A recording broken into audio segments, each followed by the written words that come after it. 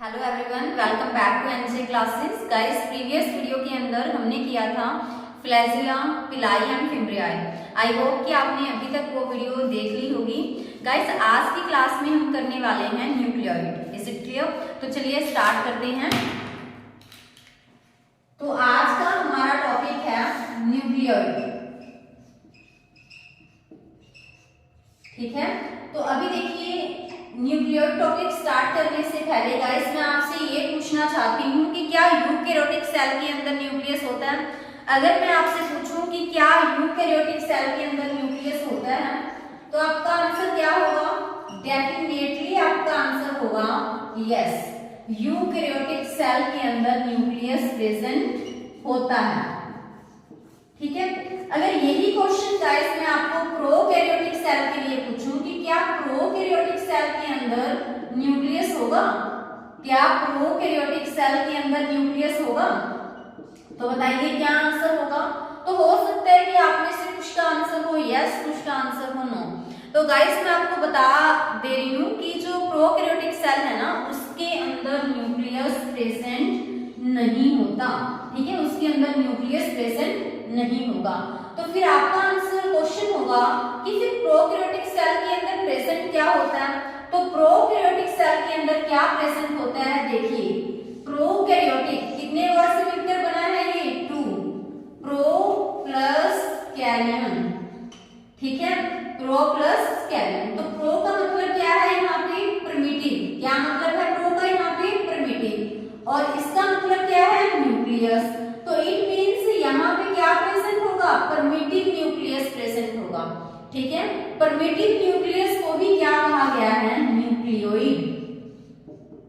ठीक है, primitive nucleus present होगा, उसी को हम क्या बोलेंगे? न्यूक्लियोइड। तो इसी वजह से हम नहीं कहते कि इसके अंदर न्यूक्लियस प्रेजेंट है। प्रोकैरियोटिक सेल के अंदर गाइस क्या प्रेजेंट होगा? प्रोकैरियोटिक सेल के अंदर न्यूक्लियस प्रेजेंट होगा। ठीक है, अभी आप देखिए, वैसे भी ओइड वर्ड आ गया तो उसका मतलब क्या है? फॉल्स। तो यानी कि इनके अंदर फॉल्स न्यूक्लियस प्रेजेंट होगा, और उसी फॉल्स न्यूक्लियस को हम क्या बोल रहे हैं यहाँ पर? न्यूक्लियोइड। तो फिर ट्रू न्यूक्लियस किसके अंदर प्रेजेंट होगा? देखो, यू का मतलब यहाँ पे क्या है? ट्रू। कैरियन मीन्स न्यूक्लियस, तो यहाँ पर क्या प्रेजेंट होगा? True nucleus. क्या प्रेजेंट होगा? True nucleus. किसके अंदर? यूकेरियोटिक सेल के अंदर। क्यों? क्योंकि वो वेल ऑर्गेनाइज्ड है। ठीक है, वो ऑर्गेनाइज्ड है। और वैसे भी हमें पता है कि जो यूकेरियोटिक सेल है, प्लांट्स है, एनिमल्स है, उनमें तो ट्रू न्यूक्लियस प्रेजेंट होगा। बट जो बैक्टीरियल सेल है, प्रोकैरियोटिक सेल है, उसके अंदर ट्रू न्यूक्लियस प्रेजेंट नहीं होता। तभी मैंने यहाँ पे बोला है कि इसके अंदर न्यूक्लियस नहीं होगा, बल्कि इसके अंदर क्या प्रेजेंट होगा? न्यूक्लियोइड होगा। न्यूक्लियोइड होगा। क्लियर है? अभी न्यूक्लियोइड का एक और नेम भी है, दैट इज जिनोफोर। क्या बोला जाता है न्यूक्लियोइड को? जिनोफोर। अभी जिनोफोर क्या होता है? देखिए, जिनोफोर, जिनो से आप समझिए जीन, फोर का मतलब होता है बेरिंग। तो इट मीन्स हम कह सकते हैं कि जो जीन बेरिंग पार्ट है, न्यूक्लियोइड क्या है? Gene bearing part. तो ये वो पार्ट है जिसके अंदर क्या प्रेजेंट होते हैं? जीन प्रेजेंट होते हैं। इसी वजह से न्यूक्लियोइड को हम क्या कह सकते हैं? जिनोफोर। ठीक है, आप अभी ये देखिए कि जो इसके अंदर जीन्स गाइस प्रेजेंट रहेंगे ना, वो कैसे जीन्स होंगे? सेल, बैक्टीरियल सेल की अगर हम बात करें, कौन से सेल के बारे में पढ़ रहे हैं हम? Bacterial cell. क्योंकि प्रोकैरियोटिक सेल तो आप माइंड में समझ सकते हो कि हम बैक्टीरियल सेल की बात कर रहे हैं। ठीक है, सो अगर हम बात करें कि जो जीन प्रेजेंट होते हैं ना न्यूक्लियोइड के अंदर, तभी तो मैंने इसको जिनोफोर बोला। जो जीन होते हैं वो ऐसे होते हैं जो सेल की most of the metabolic activities को क्या करेंगे? कंट्रोल करेंगे। यानी कि जितने भी काम के जीन हैं वो सारे कहाँ प्रेजेंट हैं?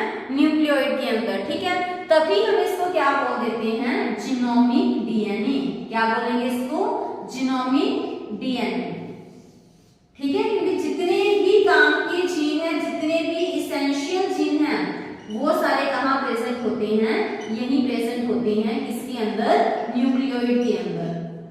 ठीक है, अगर जो इसेंशियल जीन है वो सारे यहाँ प्रेजेंट होते हैं, तो सेल की जो मेटाबॉलिक एक्टिविटीज को भी कौन कौन कंट्रोल करेंगे, ये वाले जीन कंट्रोल करेंगे, जो कि कहाँ प्रेजेंट है बताइए, न्यूक्लियोइड के अंदर। ठीक है, तो अभी देखो कि जो ये न्यूक्लियोइड है ये प्रेजेंट कहाँ पे होगा, बैक्टीरियल सेल के अंदर। देखिए सबसे बाहर वाली कवरिंग ग्लाइकोकैलिक्स, उसके अंदर सेल वॉल, उसके अंदर सेल मेम्ब्रेन। ठीक है, फिर कौन सा पार्ट आ जाएगा, साइटोप्लाज्म वाला पार्ट। उसी साइटोप्लाज्म के अंदर क्या प्रेजेंट होगा, न्यूक्लियोइड प्रेजेंट होगा। तो अगर आपसे पूछा जाए कि जो न्यूक्लियोइड है उसकी लोकेशन कहाँ पे है, वो होगा साइटोप्लाज्म के अंदर। ठीक है, तो जो इस स्लाइड के अंदर हमने किया वो एक बार समाप्त करवा देती हूँ। यूकैरियोटिक सेल के अंदर प्यूर न्यूक्लियस होगा, ठीक है, बट प्रोकैरियोटिक सेल के अंदर अगर आपसे पूछा जाए न्यूक्लियस है तो आपका आंसर होना चाहिए नहीं, क्योंकि वहां पर क्या प्रेजेंट होगा, न्यूक्लियोइड। क्योंकि प्रोकैरियोटिक जो वर्ड है वो अपने आप में क्या मीनिंग दे रहा है, प्रिमिटिव न्यूक्लियस, यानी कि जो स्टार्टिंग के न्यूक्लियस हैं। तो यहाँ पे क्या प्रेजेंट होगा, फिर न्यूक्लियोइड। ठीक है, तो इसी न्यूक्लियोइड को हम क्या बोल देते हैं, जीनोफोर बोल देते हैं। Clear, geno means gene, phore means bearing, यानी कि जो जीन बेयरिंग पार्ट है उसको हम क्या बोलते हैं, न्यूक्लियोइड। तो इसका मतलब है कि जो न्यूक्लियोइड है उसके अंदर क्या प्रेजेंट होंगे, जीन। तो हमने इसको न्यूक्लियोइड ही क्यों बोला, क्योंकि नोट कीजिए इसके अंदर न्यूक्लियोलस भी एब्सेंट रहेगा। ठीक है, इसके अंदर न्यूक्लियर मेम्ब्रेन भी एब्सेंट रहेगी। ठीक है, तो इनके अंदर ये दोनों चीजें ही नहीं होती। तो जो न्यूक्लियोइड है उसको हम जीनोमिक डीएनए भी बोल रहे हैं। क्यों, क्योंकि उसके अंदर सारे जीन प्रेजेंट हैं, जैसे मैंने यहाँ पे बोला। और जीन भी ऐसे जो सारे एसेंशियल हैं, जो सेल की मेटाबॉलिक एक्टिविटीज को कंट्रोल कर रही हैं। ठीक है, और जो ये न्यूक्लियोइड है वो प्रेजेंट कहाँ पे होगा, साइटोप्लाज्म के अंदर। तो गाइस अभी आप इसको नोट कर सकते हो। फिर नेक्स्ट हम चलिए गाइस रिप्रेजेंट करते हैं न्यूक्लियोइड को बैक्टीरियल सेल के अंदर। ठीक है, तो देखिए सबसे पहले मैंने यहाँ पे रिप्रेजेंट कर दिया ग्लाइकोकैलिक्स, क्योंकि डायग्रामेटिकली अगर हम लेते चलेंगे तो भूलेंगे नहीं आप चीजों को। ठीक है, तो ये हमने रिप्रेजेंट कर दिया क्या, glycocalyx. This is a glycocalyx. और ग्लाइकोकैलिक्स के अंदर क्या होती है हमारे पास, ग्लाइकोकैलिक्स के अंदर हम रिप्रेजेंट करते हैं सेल वॉल। ठीक है, देखिए मैं ग्राम पॉजिटिव या ग्राम नेगेटिव कंसीडर नहीं कर रही, क्योंकि उसके बेस पे हमें सेल वॉल की थिकनेस के ऊपर भी इफेक्ट डालना पड़ेगा।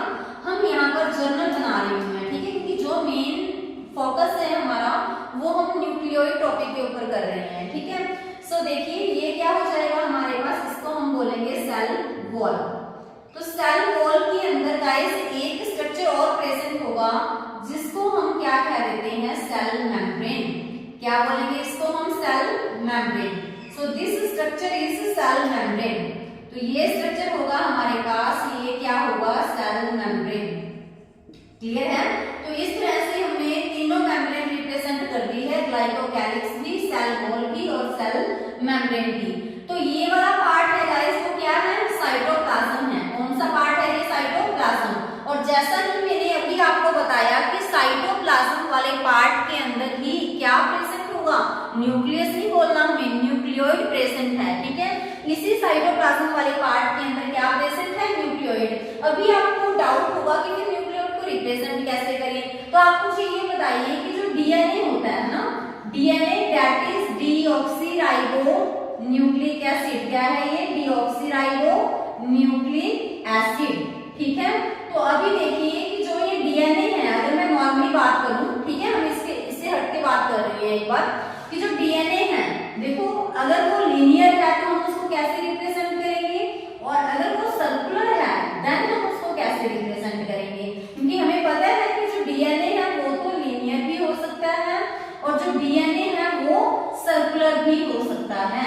तो अगर डीएनए लीनियर है तो हम उसको कैसे बनाएंगे, अगर मैं इसको गाइस ऐसे रिप्रेजेंट कर दूं, देखिए अगर ये मैं इस तरह से रिप्रेजेंट कर रही हूँ तो ये कैसा डीएनए बनेगा। देखो कितने स्ट्रैंड है यहाँ पे, अगर मैं इसको रिप्रेजेंट करूँ तो कितने स्ट्रैंड है यहाँ पे, देखो फर्स्ट स्ट्रैंड ये वाला है, सेकंड स्ट्रैंड ये वाला है। तो इसको मैं क्या बोलूंगी, इसको हम बोलेंगे डबल स्ट्रैंडेड, क्योंकि इसके अंदर कितने स्ट्रैंड है, 2, तो इसको हम बोल देंगे डबल स्ट्रैंडेड। ठीक है, बट ये डबल स्ट्रैंडेड तो है, बट जो इनके एंड है, जैसे ये वाला एंड और ये वाला एंड, जो क्या है इसके एंड फ्री है। ठीक है, एंड्स फ्री होने की वजह से इस डीएनए को क्या नेम दिया जाएगा, लीनियर डीएनए देखा जाए तो, क्योंकि इनकी एंड्स क्या है, फ्री है। अगर एंड्स फ्री है ना, वो आपस में जुड़े नहीं हुए, तो हम उसको क्या बोल देंगे, लीनियर डीएनए।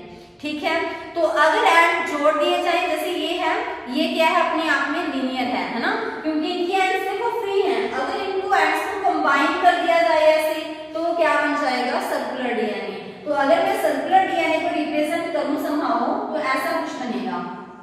ठीक है, अगर हम सर्कुलर डीएनए को रिप्रेजेंट करें तो कुछ ऐसा बनेगा। तो ये क्या बन गया हमारे पास, सर्कुलर डीएनए। ठीक है, तो ये सर्कुलर डीएनए है, क्योंकि एंड्स फ्री नहीं है।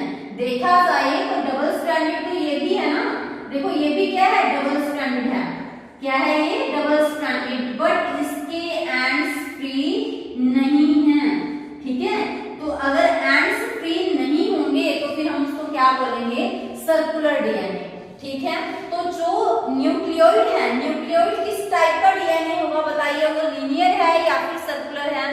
तो गाइस नोट कीजिएगा कि जो न्यूक्लियोइड है वो किस टाइप का डीएनए होगा, सर्कुलर डीएनए। ठीक है, और उसी सर्कुलर डीएनए को मैं अभी यहाँ पे रिप्रेजेंट कर देती हूँ। तो ये न्यूक्लियोइड है, तो न्यूक्लियोइड हमारे पास क्या होगा, एक तरह से सर्कुलर डीएनए। तो this is known as nucleoid. तो nucleoid is this circular DNA that is present in the cytoplasm of the bacterial cell।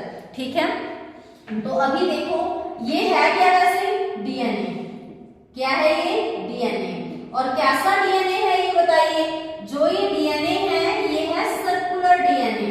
क्या है ये, सर्कुलर डीएनए, जिसको हम क्या बोल रहे हैं, न्यूक्लियोइड बोल रहे हैं। ठीक है, तो न्यूक्लियोइड के अंदर क्या प्रेजेंट होगा, सर्कुलर डीएनए प्रेजेंट होगा। वो सर्कुलर डीएनए बताइए कि सिंगल स्ट्रैंडेड है या डबल स्ट्रैंडेड, वो है गाइस डबल स्ट्रैंडेड, क्योंकि दो स्ट्रैंड्स हमें नजर आ रहे हैं। तो जो ये डीएनए होगा वो कैसा डीएनए होगा, डबल स्ट्रैंडेड डीएनए। ठीक है, अभी आप एक चीज और नोट कीजिए कि देखो वैसे मोस्ट ऑफ द बैक्टीरिया के अंदर जो न्यूक्लियोइड है वो कैसा होगा, circular DNA. But somehow exception cases भी होते हैं जहाँ पे लीनियर होगा, बट इन जनरली अगर हम बात करें तो हमें सर्कुलर देखने को मिलता है। तो तभी आपको काफी सारी बुक्स में आप देखोगे सर्कुलर डीएनए भी मिलेगा, बट कुछ एक्सेप्शन केसेस हैं जहाँ पे लीनियर डीएनए होगा। Otherwise most of the cases में न्यूक्लियोइड के अंदर आपको सर्कुलर डीएनए ही देखने को मिलेगा। ठीक है, आप ये बताइए कि जहाँ पे जो डीएनए है वो सर्कुलर है, नो डाउट। डबल स्ट्रैंडेड है, हाँ जी है। कितने डीएनए हैं यहाँ पे, सिंगल डीएनए है। ठीक है, तो हम क्या राइट करेंगे कि यहाँ पे सिंगल डीएनए प्रेजेंट होगा।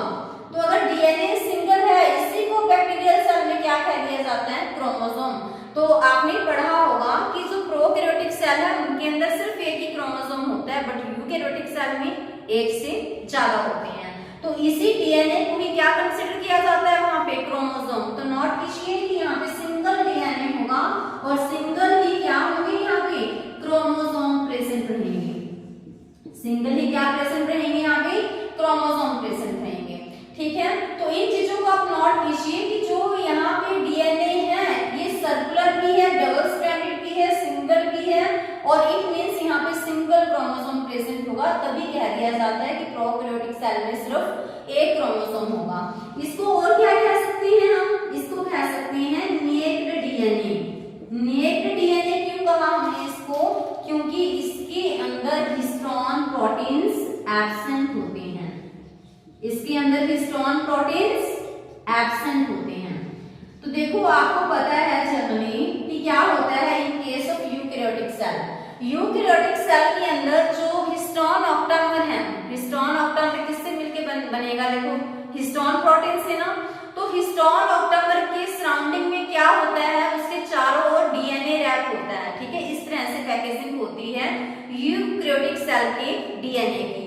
बट जो प्रोकैरियोटिक सेल है ना, वहां पे हिस्टोन प्रोटीन्स ही एब्सेंट होते हैं। तो इसी वजह से इनके डीएनए को, यानी कि न्यूक्लियोइड के अंदर जो डीएनए प्रेजेंट होगा उसको नेक्ड डीएनए कहा जाता है, क्योंकि यहाँ पे हिस्टोन प्रोटीन्स प्रेजेंट नहीं होते। तो फिर यहाँ पे स्पेशल टाइप के प्रोटीन्स प्रेजेंट होते हैं, जिनको हम क्या बोलते हैं, जिनको हम कहते हैं क्या, पॉलीअमाइन्स। क्या कहेंगे इसको हम, पॉलीअमाइन्स। ठीक है, इनके बारे में हम मोनेरा किंगडम के अंदर जब पढ़ेंगे और भी डिटेल में करने वाले हैं। ठीक है, तो आप फिलहाल ये याद रखिए कि जो नेक्ड डीएनए है, क्योंकि यहाँ पे हिस्टोन प्रोटीन्स एब्सेंट रहेंगे। तो स्पेशली किस टाइप के प्रोटीन्स एक बैक्टीरियल सेल के अंदर प्रेजेंट होते हैं, तो दैट इज पॉलीअमाइन्स। तो गाइस आई थिंक आपको ये समझ आ गया होगा।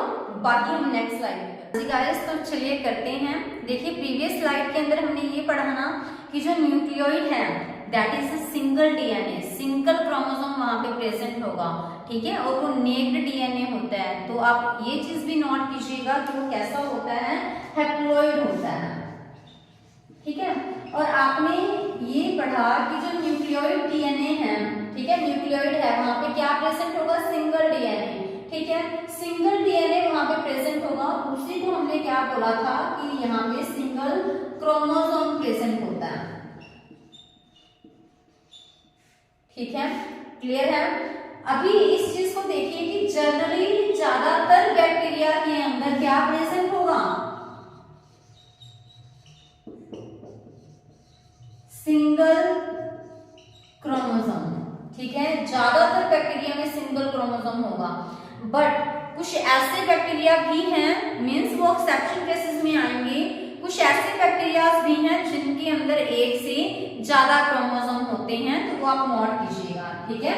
कुछ ऐसे बैक्टीरिया भी हैं जिनके अंदर एक से ज्यादा क्रोमोसोम होते हैं, यानी कि मोर देन वन क्रोमोसोम, ठीक है, जिनके अंदर एक से ज्यादा क्रोमोसोम होंगे।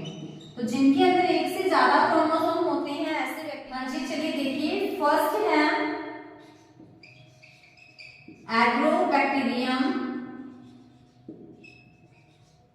ट्यूनिफेशियंस। तो इनके अंदर कितने क्रोमोसोम होते हैं, मोर देन वन।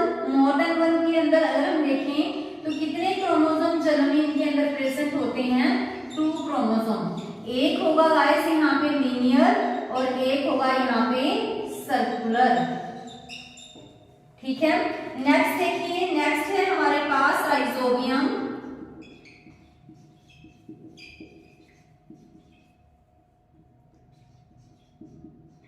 राइजोजिन्स, ठीक है, इनका फर्स्ट लेटर स्मॉल आएगा। सो जो राइजोबियम राइजोजिन्स है इनके अंदर भी कितने क्रोमोसोम होंगे, 2, ठीक है, और दोनों के दोनों कैसे होते हैं, सर्कुलर होते हैं। तो इस चीज का आप ध्यान रखिएगा। तो इनके अंदर 2 क्रोमोसोम हैं और दोनों ही क्या होते हैं, सर्कुलर। 2 क्रोमोसोम होंगे इनके अंदर और दोनों के दोनों ही क्या होंगे, सर्कुलर होंगे। नेक्स्ट वन आप नोट कीजिएगा, विब्रियो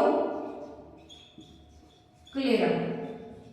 तो इनके अंदर क्या प्रेजेंट होगा, इनके अंदर क्या प्रेजेंट होंगे, 2 क्रोमोसोम ही क्या प्रेजेंट होंगे, इनके अंदर प्रेजेंट होंगे। नेक्स्ट है हमारे पास ब्रुसेला स्विस, ठीक है। तो ब्रुसेला स्विस के अंदर आप ये चीज ध्यान दीजिएगा कि इनके अंदर मोर देन 1 होते हैं, ठीक है, मतलब 1 से ज्यादा कितने भी हो सकते हैं, बट मोस्टली इनके अंदर क्या देखने को मिलेंगे, मोस्टली इनके अंदर कितने देखने को मिलते हैं, 2, ठीक है। वैसे मोर देन 1 हो सकते हैं बट मोस्टली इनके अंदर 2 देखने को मिलते हैं। मोर देन 1 कितने भी हो सकते हैं, ज्यादातर हमें कितने देखने को मिलेंगे, 2 देखने को मिलेंगे, क्लियर है। नेक्स्ट है हमारे पास रोडोबैक्टर सेफिरोइड्स, ठीक है, इनके अंदर भी 2 क्रोमोसोम होंगे और दोनों के दोनों कैसे होंगे, इनके अंदर सर्कुलर, ठीक है। तो ये कुछ एक्सेप्शन केसेस हैं जिनके अंदर ऐसे बैक्टीरिया जिनके अंदर एक क्रोमोसोम नहीं होता।